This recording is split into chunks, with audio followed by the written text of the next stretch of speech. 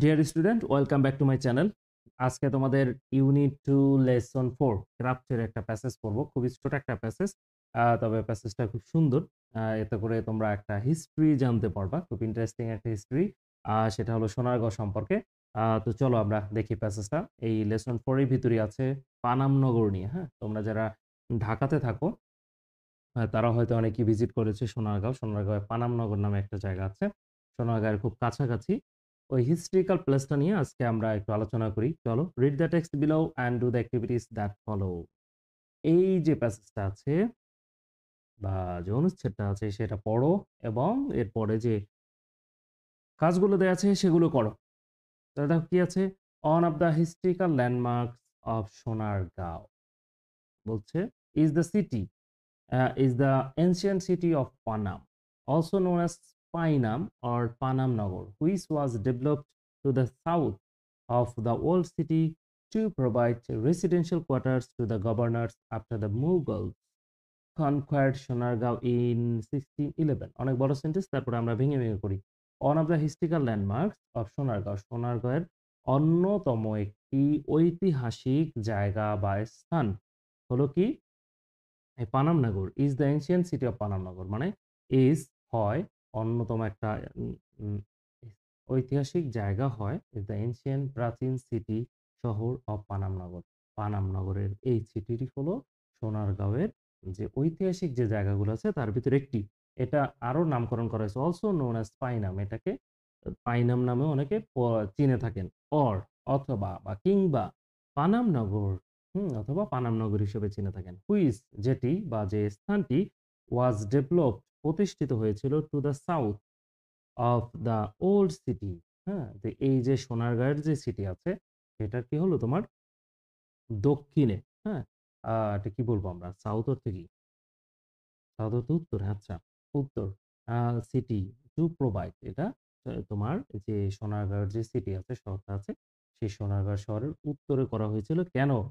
Of the city, two উদ্দেশ্যে, provide প্রদান করা, রেসিডেন্সিয়াল কোয়ার্টার্স মানে হলো আবাসিক যে আছে, আবাসিক কোয়ার্টার বা আবাসিক যে জায়গা যেখানে অফিসাররা থাকেন, হ্যাঁ? সেটাই আমরা বলি রেসিডেন্সিয়াল কোয়ার্টার্স, আবাসিক যে ভবনগুলো, টু তাদেরকে, টু গভর্নর, গভর্নরদেরকে থাকার যে জায়গা দেওয়া হয়েছিল। আফটার পরে দ্য মোগলস কনকার্ড সোনারগাঁও ইন 16, মানে 1611 সালে মোগলরা যখন এই সোনারগাঁও তোমার কি করেছিল? জয় করেছিল, হ্যাঁ? বা সোনারগাঁও তারা বিজয় করেছিল, বা তারা এই রাজ্য দখল করেছিল।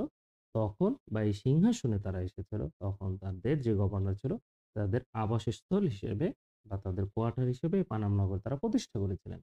বাট কিন্তু সাম হিস্টোরিয়ানস, কিন্তু ঐতিহাসবিদ বা ঐতিহাসিক লোক বিশ্বাস করে দ্য সিটিজ হিস্টোরি ইজ, এই শহরের ইতিহাস ইজ হয় মাস ওল্ডার, আরো বেশি পুরাতন। হ্যাঁ, মানে তারা বলছে যে মুঘল আমলের আগে থেকেই এর ইতিহাস রয়েছে। অ্যান্ড দ্যাট, এবং তা হলো দ্য মুঘলস ডেভেলপড পানামনগর, মুঘলরাই কি করেছে তোমার পানামনগর প্রতিষ্ঠা করেছিলেন। অ্যান্ড বিল্ড হাইওয়েজ, এবং তারা যে এই যে বড় রাস্তাগুলো আছে বা শহুরে রাস্তা সেগুলো তারা প্রতিষ্ঠা করেছিলেন বা তৈরি করেছিলেন। অ্যান্ড ব্রিজেস, এবং তারা কি করেছেন বিভিন্ন সেতু তৈরি করেছিলেন। কেন? টু কানেক্ট, সংযোগ করার জন্য বা সংযুক্ত করার যে ইট, এটাকে উইথ সোনারগাঁও, সোনারগাঁওয়ের সাথে। তাহলে কি বলা হয়েছে? কিছু কিছু ইতিহাসবিদ বা ঐতিহাসিক লোকজন বিশ্বাস করে যে পানাম নগরের ইতিহাস আরো পুরাতনের। মোগলরা এই পানাম নগর উন্নতি করেছিলেন বা প্রতিষ্ঠা করেছিলেন, এবং তারা এখানে অনেক রাস্তাঘাট এবং ব্রিজ প্রতিষ্ঠা করেছিলেন সোনারগাঁয়ের সাথে এটাকে সংযুক্ত করার জন্য। দি সাস ব্রিজ, এই যে ব্রিজ তারা বা সেতু তৈরি করেছেন, সাস ব্রিজ স্টিল এক্সিস্ট, এইরকম ধরনের ৩টা সেতু এখনো বিদ্যমান আছে সোনারগাঁয়ে। হ্যাঁ, এবার দেয়ার আর অলসো 3 আর্টিফিশিয়াল ক্যানালস, এখানে আরো ৩টি কৃত্রিম কি রয়েছে তোমার নদী রয়েছে। দ্যাট ওয়ার ডাগ আপ, যেটা কি করা হয়েছিল? খনন করা হয়েছিল। ফর জন্য, ইজি কমিউনিকেশন সহজ যোগাযোগ, অ্যান্ড প্রোটেকশন এবং প্রতিরক্ষা অফ দ্য সিটি ওই শহরের। তাহলে বলছে দিস অলসো 3 আর্টিফিশিয়ালস, এই ৩টা, দেয়ার আর অলসো 3 আর্টিফিশিয়াল ক্যানালস, এখানে ৩টা কৃত্রিম নদী রয়েছে। বা খাল রয়েছে দ্যাট ওয়ার ডাগ আপ, যেটা কি করা হয়েছিল তোমার সহজ যোগাযোগ এবং এই শহরের প্রতিরক্ষার জন্য খনন করা হয়েছিল। Panam Nagar became a prosperous trading post under the British rule. Panam Nagar became হয়েছিল আ প্রসপারাস উন্নতি বা উন্নত বা উন্নয়নশীল ট্রেডিং পোস্ট, একটা কি তোমার ব্যবসায়িক স্থান বা ব্যবসায়িক কেন্দ্রবিন্দু। আন্ডার দ্য ব্রিটিশ রুলস মানে ব্রিটিশ শাসনের সময় এই পানামনগর একটা প্রসিদ্ধ তোমার বাণিজ্য বন্দর হয়ে উঠেছিল। The east India company made it a centre of muslin trade. Muslin কাপড়ের কথা আমরা বলে থাকি।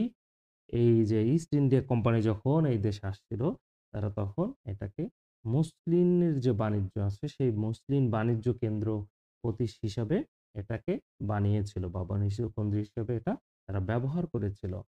At the peak of the trade, এই যে ব্যবসার একদম কি বলে জৌলুসের সময়, about 1400 families of Weavers lived in and around the city.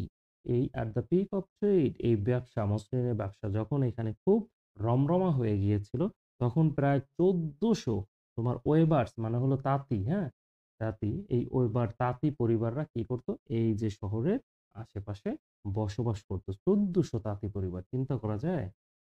If you visit Panam Nagar today, যদি তুমি ইদানিং বা এর ভিতরে বা বর্তমান সময়ে তুমি যদি পানামনগর প্রদর্শন করো, ইউ উইল সি তুমি দেখতে পাবে বা তুমি দেখবে old buildings lining both side, old building একদম সারিবদ্ধভাবে বোথ সাইড উভয় পাশে অফ 16 মিটার রোড, 600 মিটার রোডের দুই পাশে তোমার কি করে আছে, হ্যাঁ সারিবদ্ধভাবে এই পুরাতন বিল্ডিং গুলো দাঁড়িয়ে আছে এন্ডিং অ্যাট পানাম বাজার, যেটা কি হয়েছে তোমার পানাম বাজার পর্যন্ত যেটা বিস্তৃত, দুই পাশে রাস্তার দুই পাশে সারিবদ্ধ এই বিল্ডিং গুলো দাঁড়িয়ে আছে। The brick buildings were built by Hindu traders in early 19th century to early 20th century. কি বলেছেন, দি ব্রিক্স বিল্ডিংস এইখানে যে যে তোমার ইটের যে বিল্ডিং গুলো আছে আর বিল্ট বাই হিন্দু ট্রেডার্স, যে হিন্দু যে ব্যবসায়ীরা ছিল তারা প্রতিষ্ঠা করেছিলেন বা তারা এটা তৈরি করেছিলেন in the early 19 two early 20th century, হয়তো 19 শতকের শুরু থেকে 20 শতকের শুরু পর্যন্ত, হ্যাঁ 20 শতকের শুরুর দিকে বা শতাব্দীর শুরুর দিকে তারা এই বিল্ডিং গুলো হিন্দু যে ব্যবসায়ীরা ছিলেন তারা এগুলো তৈরি করেছেন। No one lives in this buildings, এখন এই বিল্ডিং গুলোতে কেউ বাস করে না নাও এখন, as the place is consider heritage site, এটা একটা ঐতিহ্যগত বা ঐতিহ্যের একটা অংশ হিসেবে এটাকে বিবেচনা বা মানুষ মনে করে থাকেন। এই ছিল আজকের প্যাসেজ। যারা শেষ পর্যন্ত দেখেছো এবং আমার চ্যানেলে যারা নতুন তারা অবশ্যই চ্যানেলটাকে সাবস্ক্রাইব করে রাখবে। এখানে নিয়মিত তোমাদের যে লেসন গুলো আছে সেগুলো পোস্ট করা হয় এবং হবে। এখন ইংলিশ ফার্স্ট পেপার নিয়ে আলোচনা হচ্ছে, এরপরে ধারাবাহিকভাবে ইংলিশ সেকেন্ড পেপার নিয়ে আলোচনা হবে। তাই এখন অবশ্যই তোমরা কি করবে, এই চ্যানেলটাকে সাবস্ক্রাইব করে রাখবে যাতে কোনো ক্লাসই তোমরা মিস না করো। এবং তোমরা কেমন ক্লাস চাও, কেমন করে ক্লাস নিলে ভালো হবে বা ক্লাসগুলো কেমন হলো সেই বিষয়ে অবশ্যই তোমরা কমেন্ট করবে কমেন্ট বক্সে। আমি অবশ্যই সবার কমেন্টের রিপ্লাই দেব। তো দেখা হচ্ছে তোমাদের সাথে নেক্সট ভিডিওতে, সে পর্যন্ত।